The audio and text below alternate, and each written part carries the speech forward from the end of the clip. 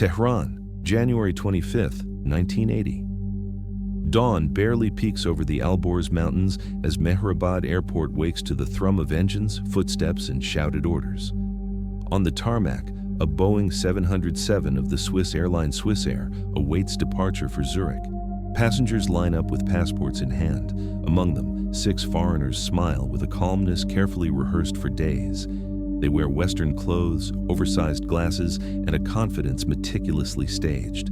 Inside, the tension is absolute. Their real names appear on no document, their passports are false, their professions invented. To the Iranian government, they are a team of Canadian producers who have been in Iran scouting locations for a science fiction film called Argo. In reality, they are American diplomats who have been in hiding in Tehran for 86 days, hunted by an entire country. The terminal is packed with revolutionary guards, Islamic committees, and portraits of Ayatollah Khomeini hanging on every wall. Loudspeakers repeat messages in Farsi, and the screens announce endless delays. Outside, the city is a mosaic of black and red flags. Tehran is, at that moment, the epicenter of global anti-Americanism, a capital seized by fury and faith.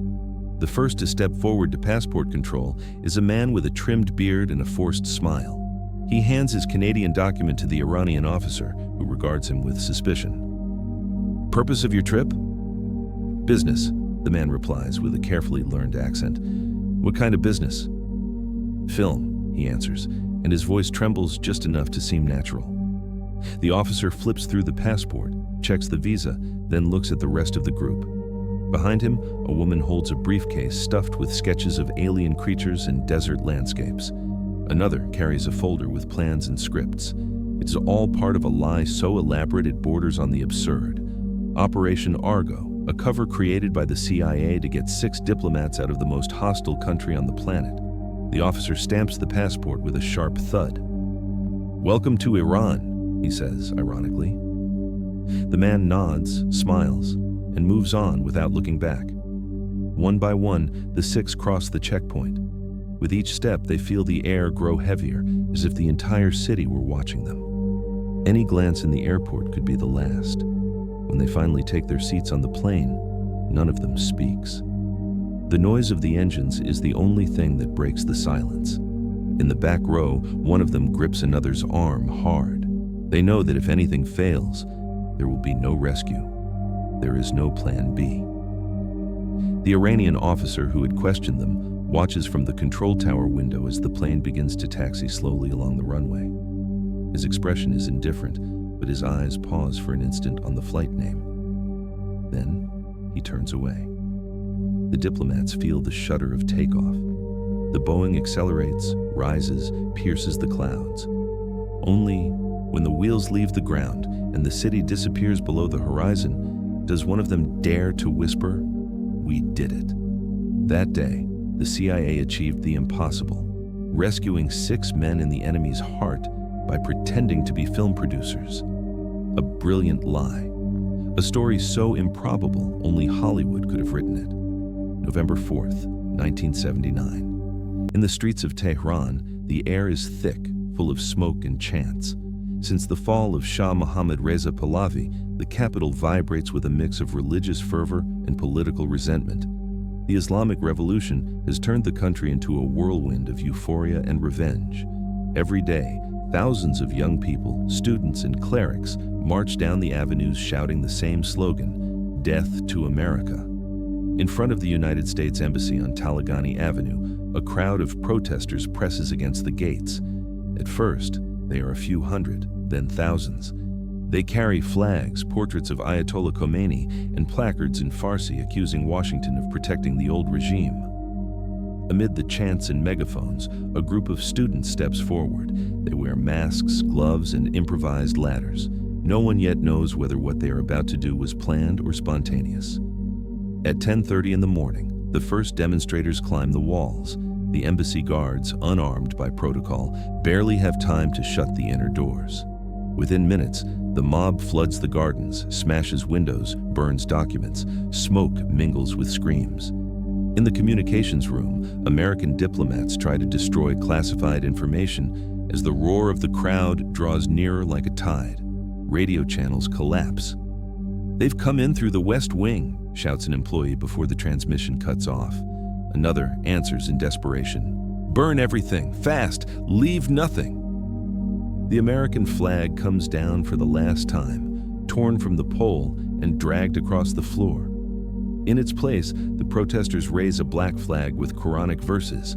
Iranian state television cameras record every second. The whole world will see it that very night. When the rebels seize the main building, 52 diplomats and employees are captured and handcuffed. Thus begins the Iran hostage crisis, an episode that will last 444 days and forever mark relations between the two countries. But amid the chaos, 6 people manage to escape.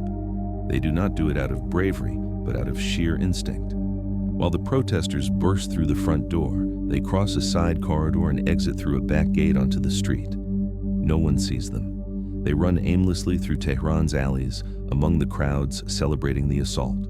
They wear office clothes, no insignia, no flags. They know that if recognized, they will be hung from the light poles. For hours, they wander the city without shelter or contact with their government. Friendly embassies fear taking them in. Every closed door feels like a sentence. The revolution does not forgive, and being American is the same as being an enemy of God. Finally, they find help in an unexpected place, the residence of the Canadian ambassador, Ken Taylor, who decides to hide them, even knowing that if discovered, he will endanger his own life and that of his staff. The 6 refugees, 2 married couples and 2 single men, become ghosts in the capital. They live shut in rooms with the curtains drawn, never approaching the windows, listening on the radio to news about the embassy hostages and the people's rage. With each passing day, their hope shrinks. They know that if found, they will be paraded before the cameras as trophies. In Washington, President Jimmy Carter's government barely learns that 6 of their own have escaped. There is no way to contact them or get them out of the country. In Tehran, the revolutionaries celebrate their victory. They believe they have humiliated the American empire. But they do not know that in the shadows of their own city, 6 diplomats live as fugitives, nor that, in a few months, an impossible idea will get them out. In the months following the embassy takeover, Iran ceased to be a country and became a stage for revolutionary fervor. Ayatollah Ruhollah Khomeini, from his residence in Qom, consolidated the new Islamic order with a blend of religion, vengeance, and absolute power. The streets of Tehran, once full of Western cafes and cinemas, were now covered with religious murals and slogans painted in red. Death to America, death to Israel, death to the Shah. The old Iran of oil wealth and modernization had vanished. In its place stood a theocratic state where faith and politics were inseparable. Revolutionary committees patrolled the streets searching for internal enemies, makeshift tribunals handed down daily executions, and the media repeated the same message without pause. Islam had triumphed over Western corruption. Images of the assault on the American embassy became a symbol of that triumph. Every day, television showed the blindfolded hostages surrounded by armed guards. Crowds thronged the squares with banners and rifles, chanting "Death to America," as if in prayer. For many Iranians, those diplomats embodied the past they wanted to destroy. In Washington, Jimmy Carter's administration watched helplessly. Diplomatic attempts to free the 52 hostages failed again and again. Communication channels were broken, mediators paralyzed by fear. The White House knew any impulsive move could cost the hostages their lives, and while the world's attention fixed on them, an even more delicate secret was kept in the shadows. 6 diplomats had escaped and remained hidden somewhere in Tehran. Only a few in Washington and Ottawa knew the truth. Canadian Ambassador Ken Taylor and his colleague John Sheardown kept the fugitives concealed in their own diplomatic residences, taking turns to avoid suspicion. The curtains stayed shut, lights off, after nightfall. The 6 lived in silence, with their documents destroyed and the constant fear of discovery. Out in the streets, revolutionary committees conducted house-to-house raids. They hunted American spies and collaborators of imperialism. Posters with the faces of the captured diplomats covered the walls, and rumors of missing Americans began to spread. If found, there would be no trial, only cameras, microphones, and a public execution broadcast to the world. Canada, caught between loyalty to its ally and the risk of becoming Iran's enemy, chose silence. Prime Minister Joe Clark and his advisors kept the secret under the strictest confidentiality. In the United States, the CIA received a direct order. Find a way to get the six out of the country without leaving traces, without causing a diplomatic incident, and without endangering the hostages at the embassy. It was an impossible mission. No border was safe. Airports were controlled by militias. Western embassies were under surveillance 24 hours a day. The fugitives could not move, could not communicate, could not trust anyone. Each day, the noose tightened. The revolution needed enemies to consolidate power, and 6 missing diplomats were the perfect prize. If caught, they would be used as political trophies, living proof of America's defeat. While world leaders spoke of diplomacy and sanctions, in a house in Tehran, 6 people waited in silence, with destroyed passports and covered windows. Every step outside, every noise at the door, could be the last. The entire planet watched the hostage crisis.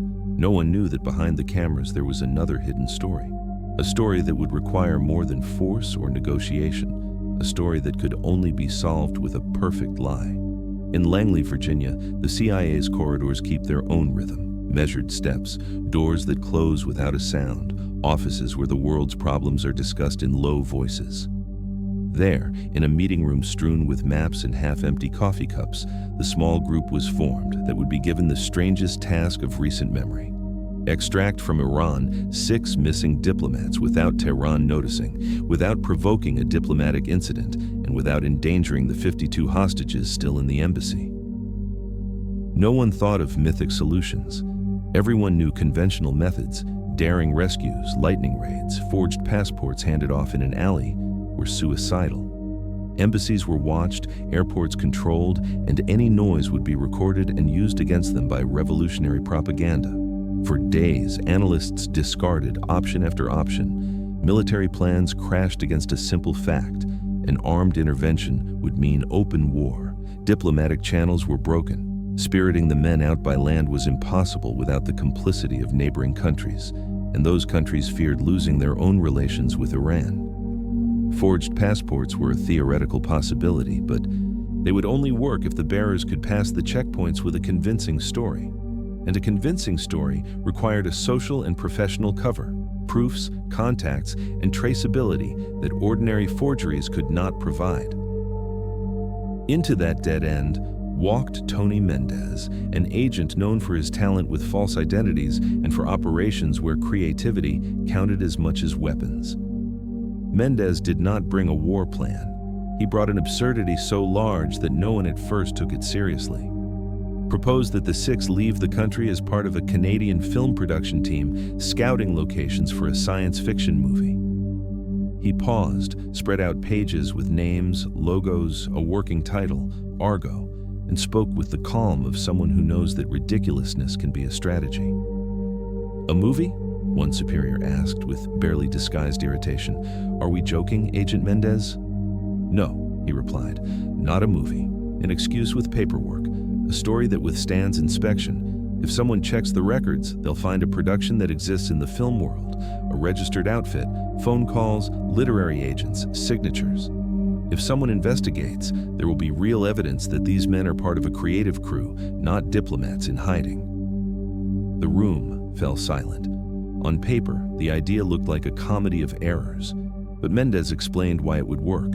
For Iran, the film world was a distant and plausible sphere. Canada, with its perceived neutrality, was the perfect screen. A film crew would not attract the same scrutiny as a group of passengers with American passports. And above all, a well-documented production could supply the traceability that fake documents alone could not. He proposed creating a shell company in Hollywood, production sheets, posters, a technical treatment, even a note in a film magazine. Everything needed so that upon verification, the names and contacts truly existed. Selling the idea was not easy. There were practical and moral objections. Using the cultural industry as cover put civilians at risk. It meant lying to colleagues and collaborators, and operationally, it demanded flawless coordination with the Canadian government, whose support was essential to validate the credentials to be presented in Tehran. Mendez stressed the simplicity of his logic. In an environment where formal verification trumped intuition, fabricating a network of real-world credentials would be safer than relying on a lone forgery. He also underlined that the story's extravagance made it less suspicious. Who would believe a film crew planned to shoot a sci-fi epic in the middle of a revolution? Precisely that would make the cover an impenetrable mask. There were talks with Ottawa. Canada, already sheltering the Six in its diplomatic residences, agreed to cooperate, but demanded absolute discretion. The Prime Minister and his team understood that any public revelation of CIA involvement would endanger the fugitives and their own diplomats. The White House, for its part, accepted a low profile. The operation could not be attributed to the United States without sacrificing the broader strategy with Iran. Everything had to appear Canadian. As decisions were made, Mendez began recruiting unlikely accomplices. Hollywood craftsmen willing to help out of patriotism or out of curiosity to participate in an operation that sounded like a screenplay. One name that surfaced was John Chambers, a respected makeup artist whose industry credentials would lend the cover an authenticity no document could offer on its own. Calls to trade magazines were planned, fictitious offices registered, business cards printed, synopses written, scenes photographed, and dossiers prepared that could withstand inspection. At the end of the Langley meeting, when the maps were put away and the coffee cups lay empty, the director in charge delivered a line that mixed joke with desperate acceptance. "It's ridiculous, but it's our best option." And so the CIA decided to bet on the most improbable lie. To save lives, they would make the world believe they were making a movie. Operation Argo began to take shape not as a military plan, but as a production with crew, script, and credentials. A fiction so meticulously crafted that if all went well, it would save real lives. Tony Mendez did not propose only a cover. He proposed an entire world to sustain it. If the operation was to survive scrutiny, it needed three things: traceability, visibility, and credible ridiculousness. The idea was simply audacious: create a Canadian production company with apparent reality. Name, address, phone, references that would withstand the most inquisitive look. They called it Studio 6 Productions. The film would be titled Argo, a short, memorable name with an adventurous air that fit the notion of shooting in the Iranian desert. First came filling the void with cultural paperwork the classic tradecraft did not readily produce. They hired graphic designers to create posters, printed pamphlets with logos, drafted a production cover letter, and wrote official synopses. They assembled a press dossier with fake clippings, photos of visited locations, and a list of collaborators that included real names from the Canadian industry, people whose neutrality and prestige lent weight to the fable. The CIA rented an office in Hollywood, set up an answering machine with an operational number, and opened a company bank account. Small administrative acts that, taken together, turned fiction into evidence. To make it credible, they also needed cinema's technical authority. Enter John Chambers, a renowned makeup artist, an Oscar winner for Planet of the Apes, who, on hearing the story, agreed to be secretly involved. Chambers contributed intangible credentials, his signature on materials, his phone number on the production lists, and the promise that if anyone called Hollywood to verify, they would get a plausible answer. Mendez visited him in his shop and, amid fabric, silicone, and makeup sketches, spoke in a low, urgent voice. "John, this isn't a trick to win an award. It's about saving people." "Do you need prosthetics for that?" Chambers replied with a half-smile meant to hide his fear. "I'll do anything. Put my name on it. If they ask, I know the project. It wasn't a joke." His commitment gave the operation something no paper could: human backstops anchored in the real film world. The production stamped business cards, consulting contracts, personnel sheets, and invoices addressed to Canadian studios. They printed brochures with concept art, geometric starships, dunes at dawn that looked like moons in a supposed cast. They commissioned a 10-page technical treatment with location descriptions, art calls, budget sheets, and fabricated emails. everything designed to survive a superficial check. The CIA even paid for light advertising. In trade magazines of the day appeared a small notice: Studio 6 seeks locations for groundbreaking sci-fi project. Inquiries, XX. Anyone making a phone check would find an operational number answered in plain English with a Canadian lilt. The illusion had voices and tones, not just ink. But the plan required physical presence too. They rented a small office with a plaque in Hollywood, received mail that looked authentic, registered a company in Toronto. They even staged a photo shoot where models played the crew, shot to simulate promotional stills. All of it was documented, photographed, and filed in a dossier that would accompany the Six when it came time to cross passport control. As the web of the lie was woven, Canadian cooperation became the piece that gave the cover legal heft. Ottawa agreed to underwrite Canadian passports, not crude counterfeits, but plausible documents with stamps and visas that to an inspector's eye looked impeccable. The risks were enormous, but Canada decided that protecting human lives was worth the discreet wager. In Langley, there was consensus. If the operation came to light, the public narrative would say the Canadians saved their allies. The truth, the CIA's direct involvement, would remain in sealed reports. The plan also required training the 6 refugees. It wasn't enough to hand them documents. For a few minutes, they had to become filmmakers, know professional biographies, handle technical terms, and respond naturally to questions about budgets, shooting, and locations. They prepared personal sheets. Ken Taylor, executive producer; Jane Doe, production assistant, with small career stories justifying their presence in the country. For days in the Canadian ambassador's residence, they practiced their roles: how to greet, what to say in an interview, how to answer the most dangerous follow-up. What exactly are you filming? The art of the lie was tuned to the detail. They created a production timeline, supposed hotel reservations, travel invoices, and fake contacts for casting agents. The illusion had to survive an instinctive review. It had to seem so unlikely that suspicion would turn into incredulity. They want to shoot a science fiction film here? How crazy. Let them pass. Before ending the logistics phase, Mendez met with his team and delivered a line that became operational creed. We're not selling a movie. We're selling a story no one will want to break. Operation Argo would be neither a raid nor a military evacuation. It would be bureaucratic fable, documentary theater whose success depended more on verisimilitude than force. And so, with the CIA invested in the illusion, the final preparations moved ahead. Canadian passports ready, treatments printed, logos pasted on folders, and the instruction repeated again and again: act naturally. The deception was no longer a document, it was an identity. Now, it had to be carried to Tehran, and with nerves of steel, through the checkpoints guarding the revolution's heart. For the CIA, moving in Hollywood meant entering another universe. Accustomed to codes, silence, and shadows, the agents had to operate in an environment ruled by exaggeration, spotlights, and professional make-believe. In Langley, an internal memo put it precisely: we must behave like those who pretend for a living. It was irony pure. The planet's most secretive agency creating one of the most visible productions never to be filmed, a movie destined never to roll. Tony Mendez knew he needed a guide to move in that world. He found one in John Chambers of Fox Studios, famous for Planet of the Apes, for turning actors into mythic creatures, and for mastering the art of the believable. Chambers was the perfect ally.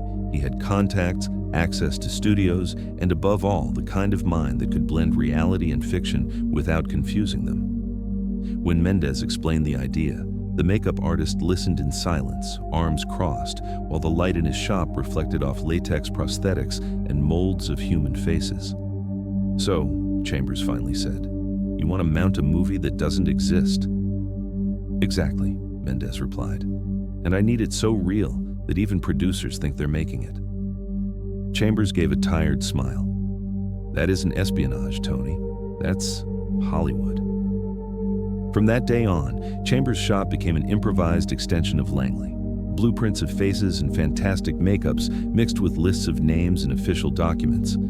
The two men built, line by line, the architecture of the lie, a registered Canadian company, staff contracts, ads in industry magazines, a full script telling an impossible story, an interplanetary epic mixing deserts and humanoid creatures, outlandish enough to justify shooting in Iran. The irony was perfect. The more absurd the film seemed, the more authentic it felt. No sensible spy would invent such a thing, thought the few analysts who reviewed the project. That was the key. Ridiculousness as camouflage. The Phantom Studio 6 Productions began to breathe. Business cards were printed, a modest office was rented on Hollywood Boulevard, and a real phone was installed with an improvised receptionist. When trade press journalists called about Argo, someone answered, "Yes, it's our new project, a galactic adventure. We're evaluating locations in the Middle East." The calls were brief, professional, convincing. The echo of those conversations fed the illusion.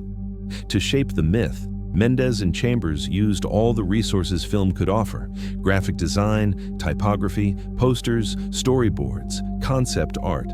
Real illustrators were hired to produce action scenes that would never be filmed: winged creatures over dunes, ruined stone temples, visions of a distant planet suspiciously similar to Iran. The artists did not know for whom they worked. They believed they were collaborating on a minor film, like so many others. The script, a compendium of sci-fi cliches, was printed and registered with the Writers Guild of America. The operation needed visible legal backing. If someone searched for the title Argo in Hollywood's files, they had to find it. Fake meetings with supposed investors were organized. Chambers' friends were invited to read the script, and it was circulated among producers, knowing few would read beyond the first pages. In a few weeks, the rumor that a Canadian company planned to shoot an exotic blockbuster began to spread. In Langley, Mendes's bosses could hardly believe it. CIA lines rang with reporters asking about Argo, unaware that the number answering belonged to no studio. The illusion was so convincing it had crossed the frontier of espionage. Hollywood, unknowingly, had become an undercover ally. In his final report, Mendes wrote a line that captured the paradox. To save lives, the CIA had to become what it most despised, a fiction studio. And while Argo posters piled up in a cameraless office and rumors multiplied, in Tehran, the 6 diplomats remained shut in, unaware that their passport to freedom would not be stamped by an ambassador, but by a producer who did not exist. On January 25, 1980, Tony Mendes boarded a flight bound for Tehran. His passport bore the name Kevin Costa Harkins, an Irish citizen and art director for a Canadian production company. His luggage was as innocent as it was dangerous: a briefcase full of falsified documents, shooting permits, cards from the Canadian embassy, budget sheets, and new passports for the 6 Americans hidden in the Iranian capital. Every stamp, every signature had been crafted with artisan precision. Together, they formed the most ambitious script of the Cold War. As the plane flew over the Mediterranean, Mendes ran through the plan's details again and again. He carried no weapons, no escort, no chance of rescue. If discovered, he would be accused of espionage and executed in public. His only protection was a story so absurd it defied suspicion: a Canadian hunting Persian deserts to film science fiction. When he landed at Mehrabad Airport, the first impression was of organized fear. Heat mingled with the smell of kerosene and the tension of a country at war with itself. Walls were covered with portraits of Ayatollah Khomeini, soldiers stood watch with automatic rifles, and loudspeakers recited verses from the Quran between orders in Farsi.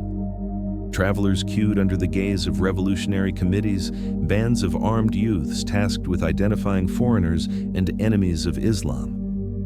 Mendes moved with the naturalness learned in years of undercover work. He smiled at the customs officer, answered in measured English, and showed his laminated credential with the Studio 6 Productions logo. The agent examined it, raised an eyebrow, and asked, wary, "Film? In Iran?" Mendes inclined his head with almost theatrical courtesy. "Yes, we're looking for deserts. Your country has the most beautiful in the world." The man snorted briefly, neither approval nor mockery, and stamped the passport. The first barrier was down. Outside, the city boiled. Tehran's avenues were plastered with revolutionary slogans, banners honoring war martyrs, and civilian patrols stopping cars at random. Bazaars remained open, but the air was thick with fear and fanaticism. No one trusted anyone. The walls had ears, the streets, informers. Mendez headed discreetly to the residence of Canadian Ambassador Ken Taylor in a residential neighborhood watched by Revolutionary Guards. There, the 6 diplomats he had come to rescue awaited him. They had been shut in for more than 2 months, surviving on rationed food, sealed windows, and near total silence. Their passports destroyed, their names erased from all official communication. They did not know whether they now counted as missing or dead. When Mendez walked in, the faces that greeted him mixed relief and mistrust. They had imagined a soldier or a spy.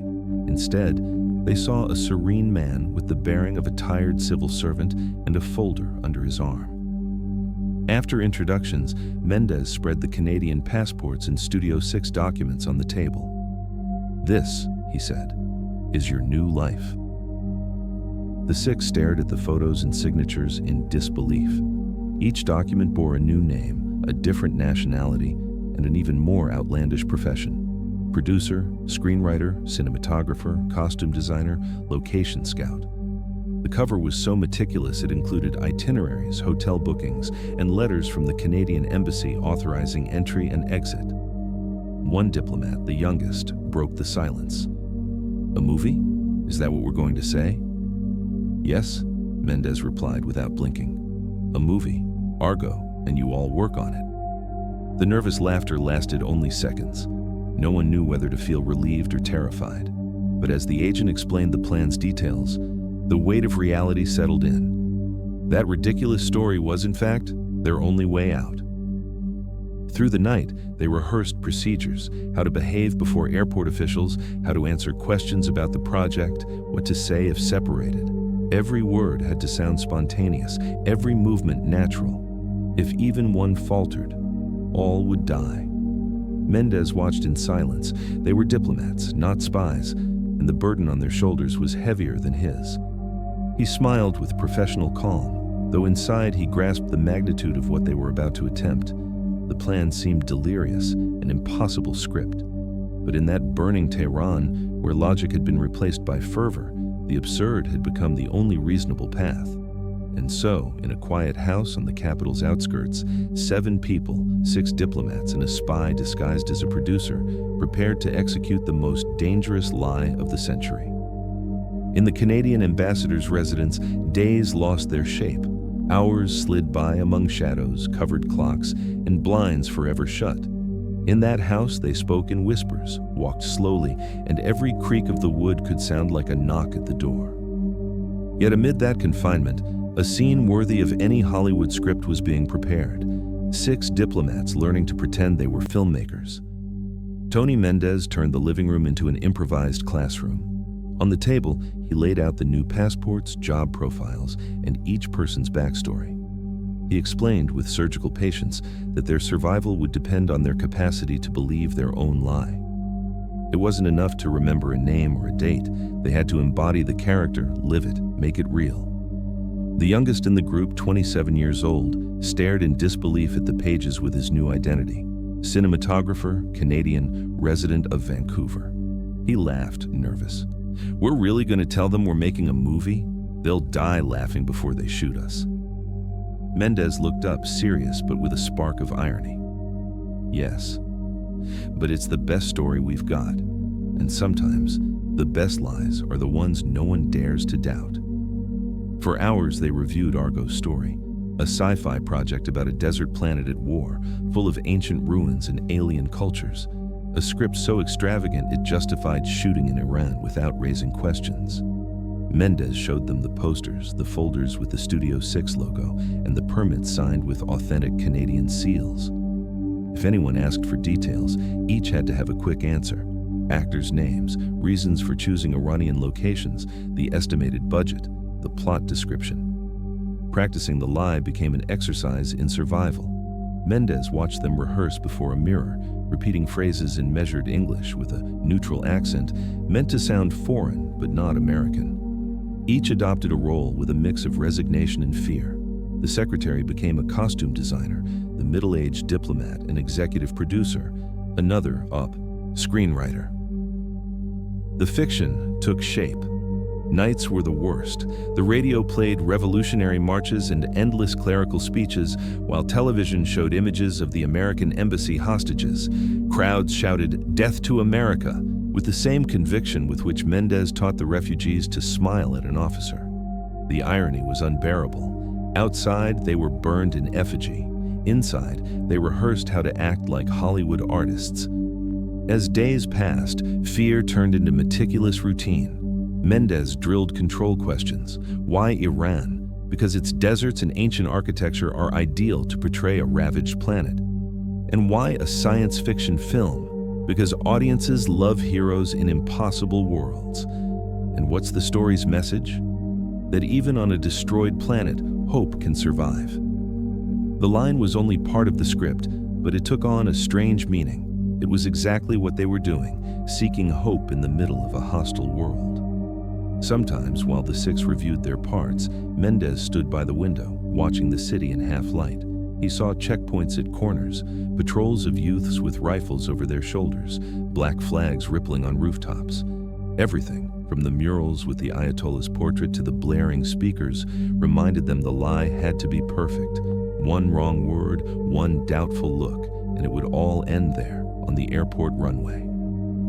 The day before departure, gathered around the table, Mendez looked at them one by one. They were pale, exhausted, but ready.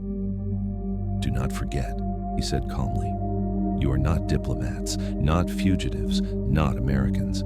You are a Canadian production team scouting locations for a science fiction film. Live that story, breathe it, believe it, because if you don't believe it, no one else will." That night, the six slept little. Some reviewed their answers one last time. Others simply stared at the ceiling, aware that at dawn the final act would begin. It was a lie so well written that, for a few hours, it became the truth. And the next morning, the real world and fiction would begin to blur. January 24th, 1980. It is still dark when 7 figures cross Tehran's empty streets in silence. The city sleeps, but its sleep is restless. Every corner holds a checkpoint. Every shadow looks like suspicion. Tony Mendez walks in front, a folder under his arm and a briefcase with the most elaborate lie of his life. The Studio 6 documents, the Canadian passports, and on top, the script for a movie that will never be filmed. The car carries them along avenues draped with revolutionary posters. On every wall, the face of Ayatollah Khomeini looks down like a silent judge. In the distance, a mosque's loudspeakers recite the dawn call to prayer. Mendez watches the 6 refugees. They do not speak. They do not look at each other. Each clutches a passport with sweat-damp fingers. Mehrabad Airport appears on the horizon, a gray, militarized structure. At the entrances, soldiers and revolutionary committees check every traveler with suffocating thoroughness. There are endless lines, baggage searches, random interrogations. Inside, the air smells of kerosene, fear, and cold coffee. When the car stops in front of the terminal, Mendez takes a deep breath. "Remember," he says in a steady voice, "you are not escaping, you are working. No one answers, but all nod." The first checkpoint is routine. The Canadian passports, with their impeccable stamps and authentic signatures, pass the initial inspection without trouble. A soldier checks the names against the Swiss Air passenger list. Everything seems in order, but as they move forward, the tension rises. At the second point, a group of officers examines foreigners with a more inquisitive look. One of them, tall and in olive green, halts them. He examines the documents and asks in halting English, "Business or tourism?" "Business," Mendez answers naturally. "What kind of business?" "Film. We're scouting locations for a movie. Science fiction." The officer arches his brows. "Science fiction? In Iran?" Mendez smiles, as if the question were an opportunity. "Yes. Deserts, mountains, ancient temples. Your country is beautiful, sir. Perfect for our script." He opens the briefcase slowly and shows a folder. Inside are pages with illustrations, diagrams of spacecraft, humanoid creatures, and giant ruins beneath 2 suns. Everything looks professional, stamped with the Studio 6 production seal. The officer flips through the treatment for a few seconds. He frowns. He does not fully understand what he sees, but the detail disarms him. No spy would fabricate something so absurd. "And why so few of you?" he asks at last. "The rest of the crew will come in February," Mendez replies without blinking. "We're the advance team for locations." The officer nods slowly, returns the papers. "Welcome to Iran." The 7 breathe, though none dares smile. They continue to the boarding area, where the final checks are most feared. The clock reads 7:20. Their flight to Zurich departs in 40 minutes. In the waiting hall, the calm is unbearable. The screens show delays. Guards move among passengers slowly, checking bags, asking random questions. Every minute is an eternity. One diplomat begins to tremble slightly. Mendez touches his shoulder discreetly. "All is well," he whispers. "We're almost out." When boarding is called, the group rises and files forward. The desk officer reviews the passports, holds them to the light, and stamps them one by one. The sound of the stamp, a sharp blow on paper, is like a heartbeat. Mendez goes last. As he hands over his document, the migration agent studies it a few seconds longer than usual. He looks at the passport, then at him, then at the list. "Art director?" he asks. "Yes," Mendez says with a professional smile. "And quite nervous about the budget, if I'm honest." The official lets out a brief, distracted laugh and stamps the passport. "Have a good flight." Mendez nods and crosses the line. As he does, he feels the lie's weight fall over his shoulders like an invisible cloak. There's no music, no shouts, no chase, only footsteps and the hum of the engines waiting on the runway. Behind him, the 6 diplomats follow in silence, walking without looking back. Each holds a ticket in hand, and, in the soul, an ancient fear not yet ready to let go. The seconds felt like hours, each stamp a shot that never came, and in the briefcase of a spy disguised as a producer traveled the strangest script of the Cold War. On the tarmac, the Swissair Boeing 707 prepares to depart. No one knows it yet, but when its wheels leave Iranian soil, a lie will have saved 7 lives. The airport clock reads 8:20 in the morning.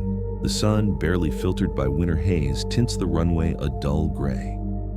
From the windows of the Swissair Boeing 707, the landscape seems motionless, as if the world were holding its breath. The 7 passengers, Tony Mendez and the 6 diplomats disguised as filmmakers, sit in separate seats, pretending not to know each other. None dares look out the window, none blinks. The plane begins to move slowly. The wheels roll over the asphalt as airport loudspeakers repeat announcements in Farsi. In the cabin, hands clench the armrests, throats close. No one speaks, but all think the same. They can still stop us. Until the last second, until the plane leaves the ground, everything can collapse. A murmur runs down the row when one of them sees from the window a pair of revolutionary officers walking beside the plane, checking the numbers. Another squeezes his eyes shut and holds his breath, waiting to see a jeep approach, an order to return, a figure raising an arm. But nothing happens. The doors close with a metallic click, the engines roar, the sound swells, enveloping like distant thunder. The Swiss captain announces takeoff in a neutral voice. No one truly hears the words. Mendez simply tightens his belt and looks at the cabin floor, holding every emotion in. In front of him, one of the women trembles slightly. The youngest diplomat clenches his fists on his knees. The plane lunges forward with violent thrust. The engine's roar merges with the pounding in their ears. The Boeing accelerates, vibrates, grows light. For a second that feels eternal, everything hangs between ground and sky. And then, with a faint shiver, the wheels lift from the asphalt. In that instant, the air seems to change density. No one dares believe it yet, but they know. The plane is in the air. And Tehran, with its watched streets, murals of the Ayatollah, and enraged crowds, recedes, shrinking, almost unreal. For a few minutes, the silence is absolute. The engine's hum is the only voice in the world. And then, little by little, someone exhales the breath held for hours. A stifled sob escapes, then another. until the tension of 3 months in hiding breaks into contained tears, nervous laughter, sighs that sound like prayers. Mendez says nothing. He simply closes his eyes and leans back. He knows they are not completely safe. If Iranian air control orders a return, the pilot would have to obey. But he also knows they have crossed the impossible. The plane climbs slowly, leaving the capital behind. Clouds cover the horizon, and the mountains of northern Iran fade. In the cabin, the air becomes human again. One of the refugees wipes her tears and looks at Mendez in disbelief. Did it really work? Mendez barely smiles. Sometimes, he answers, the best story is the one nobody believes. The flight continues, minutes passing like centuries. Finally, the captain's voice returns to the speakers. Ladies and gentlemen, we have left Iranian airspace. The words fall like a silent lightning bolt. No one applauds, no one shouts. They only look at one another, and relief unarms them. In that moment, they know they are alive. When the wheels left the ground, it wasn't only 6 diplomats who escaped. A lie so big it became truth escaped too. They fled hell thanks to a film that never existed. And as the plane follows its route to Europe at 30,000 feet, the Cold War's most unlikely deception ends its final scene with a single sound. The sigh of 7 people who have just gotten the world back. When the Swissair flight landed in Zurich, passengers disembarked as if waking from a fevered dream. The American diplomats were discreetly taken to a separate room in the airport where Canadian embassy officials awaited them. No one applauded, no one took photos, only a silence heavy with disbelief and relief. At that moment, they still did not grasp that they had just starred in one of the strangest and most brilliant operations of the Cold War.